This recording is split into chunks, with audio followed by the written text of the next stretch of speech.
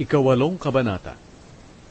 Sinabi ng Panginoon kay Moises, "Puntahan mo ang Faraon at sabihin mo sa kanya, ito ang sinasabi ng Panginoon, paalisin mo ang mga mamamayan ko para makasamba sila sa akin. Kung hindi mo sila paaalisin, pupunuin ko ng mga palaka ang iyong bansa. Mapupuno ng palaka ang ilog ng Nilo, at papasok ito sa palasyo mo, sa kwarto, at kahit sa higaan mo. Papasok din ang mga ito sa bahay ng mga opisyal at mga mamamayan mo, at pati sa mga pugon, at sa pinagmamasahan ng harina. Tatalunan ka ng mga palaka, pati na ang mga mamamayan at ang lahat ng opisyal mo."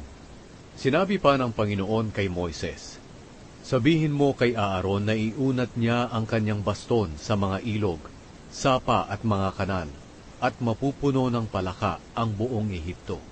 Kaya iniunat ni Aaron ang kanyang baston sa mga tubig ng Ehipto, at lumabas ang mga palaka at napuno ang buong Ehipto. Pero ginawa rin ito ng mga salamangkero sa pamamagitan ng kanilang salamangka. Napalabas din nila ang mga palaka sa tubig ng Ehipto. Ipinatawag ng Faraon sina Moises at Aaron at sinabi sa kanila, "Manalangin kayo sa Panginoon, natanggalin niya ang mga palakang ito sa aking bansa, at paaalisin ko ang mga kababayan niyo para makapaghandog sila sa Panginoon." Sinabi ni Moises sa Faraon, "Sabihin mo sa akin kung kailan ako mananalangin para sa inyo, sa mga opisyal at sa mga mamamayan mo, para mawala ang mga palakang ito sa inyo at sa mga bahay ninyo. At ang matitira na lang na palaka ay ang mga nasa ilog ng Nilo." Sumagot ang Faraon, "Ipanalangin mo ako bukas." Sinabi ni Moises, "Matutupad ito ayon sa sinabi nyo, para malaman nyo na walang ibang katulad ng Panginoon naming Diyos. Mawawala ang lahat ng palaka sa inyo, maliban sa nasa ilog ng Nilo." Pag-alis nila Moises at Aaron sa harap ng Faraon, nanalangin si Moises sa Panginoon na alisin na ang mga palaka na ipinadala niya sa Ehipto. At ginawa ng Panginoon ang ipinakiusap ni Moises.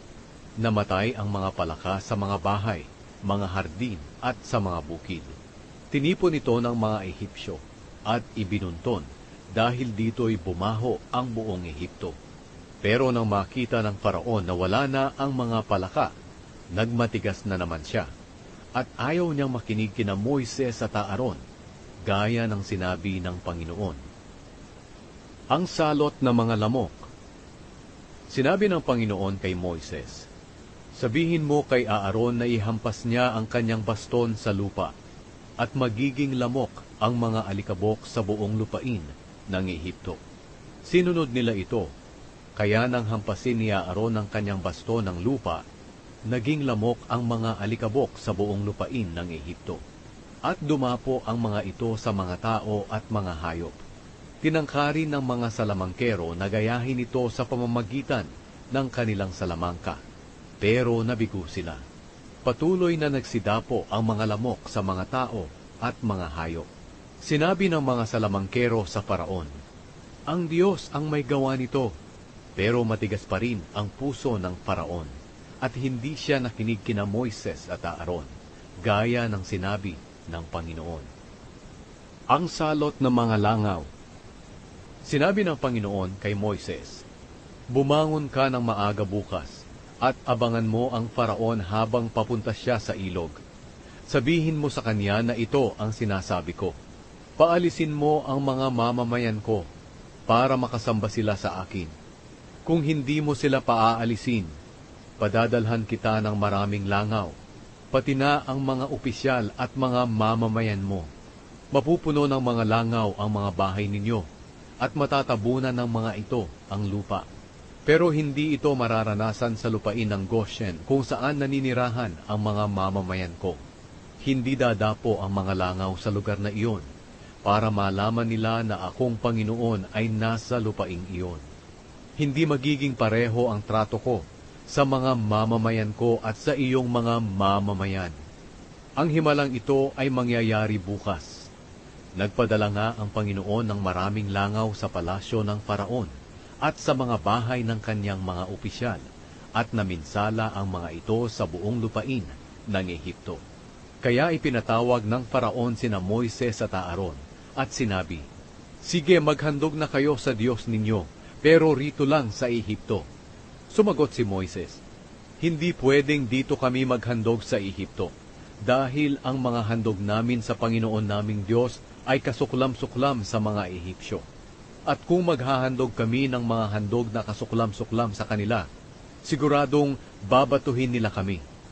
Kailangang umalis kami ng 3 araw papunta sa ilang para maghandog sa Panginoon naming Diyos, gaya ng iniutos niya sa amin." Sinabi ng Faraon, "Papayagan ko kayong maghandog sa Panginoon na inyong Diyos sa ilang, pero huwag kayong lalayo. Ngayon, ipanalangin ninyo ako." Sumagot si Moises, "Pag-alis ko rito, mananalangin ako sa Panginoon, at bukas mawawala ang mga langaw sa inyo, at sa mga opisyal at mamamayan mo. Pero siguraduhin mo na hindi mo na kami lolokohing muli, at pipigilang umalis para maghandog sa Panginoon." Umalis sila Moises at nanalangin sa Panginoon, at ginawa ng Panginoon ang pakiusap ni Moises. Umalis ang mga langaw sa lahat ng Ehipsyo. Walang natira kahit isa, pero nagmatigas pa rin ang Faraon at hindi niya pinaalis ang mga Israelita.